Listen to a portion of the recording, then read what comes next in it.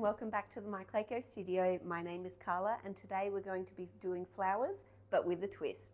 If you've ever seen extruded flowers and wonder how on earth did that artist make them so perfect, well today we're going to show you a tool that will do just that.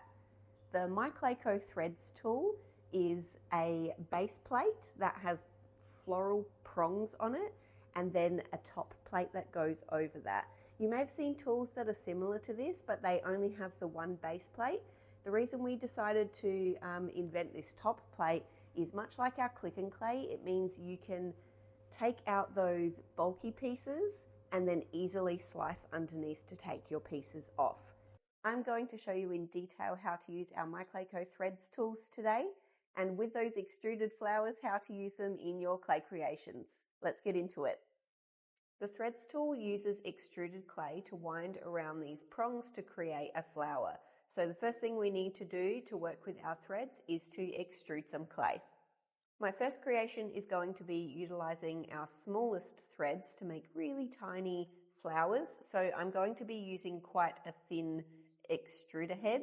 So I'm going to be using this little guy. So I'm just going to extrude my final color and then we'll get into creating.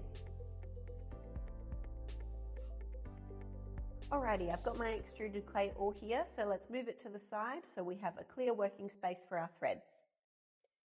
So the tools that are good to have on hand when working with threads, obviously your threads tool and your extruded clay. I've also though got a craft knife just so that we can take the extruded flower off once it's finished.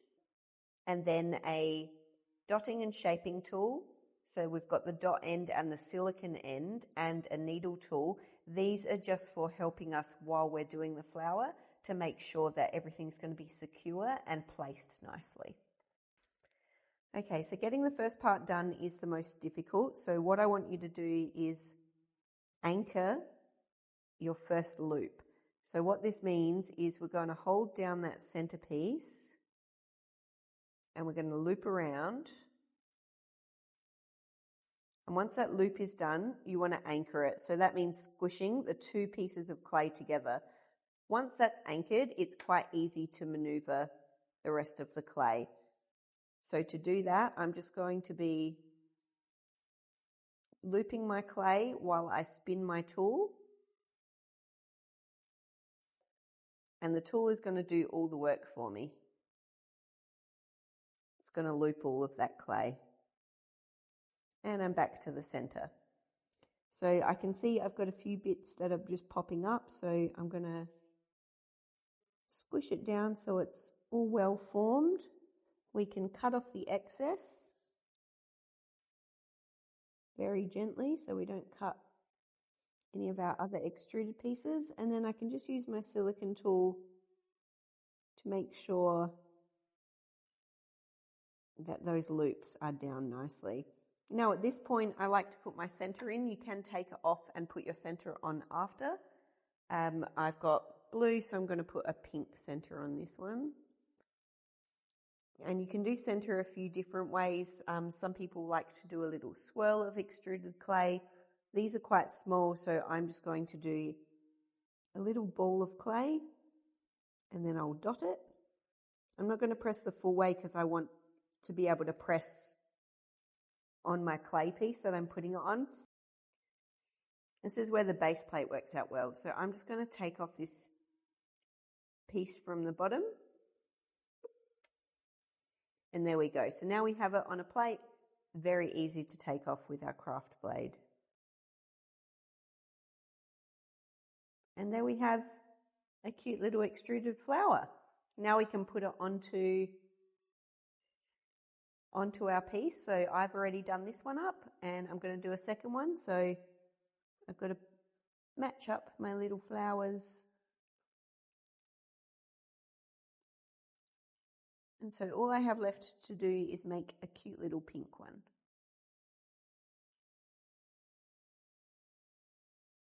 So let's make the pink one.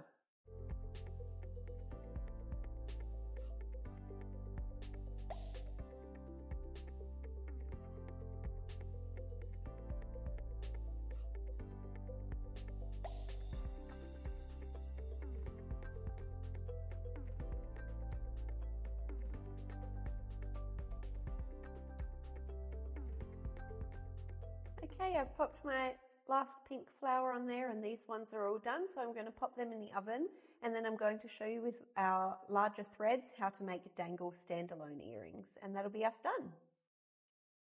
Okay, so we're going to be making one with the second to largest, which is our medium-sized threads.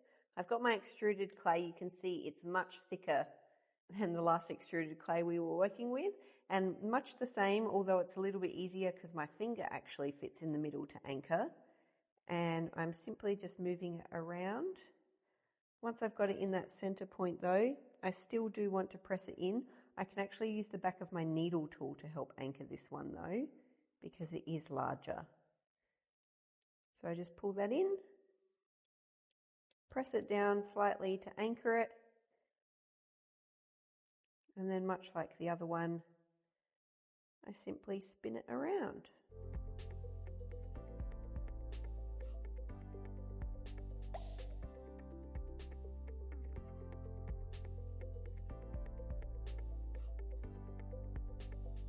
Okay, I'm at the end.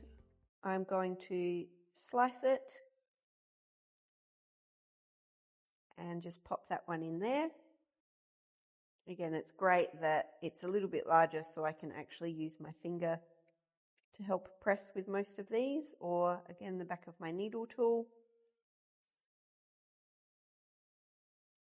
And again, taking that off and I've got a beautiful little flower.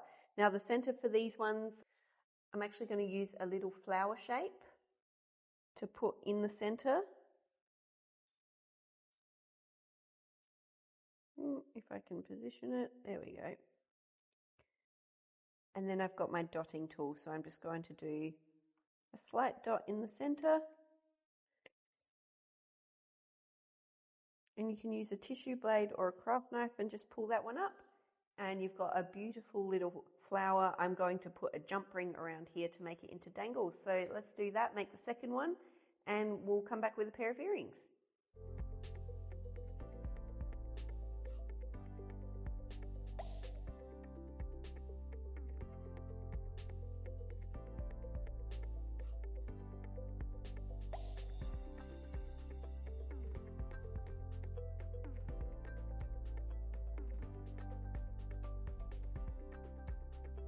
There are so many wonderful ways that you can use extruded flowers with your polymer clay creations. We really hope that you've enjoyed watching us make two different styles, a slab style and a standalone earring with our threads tool.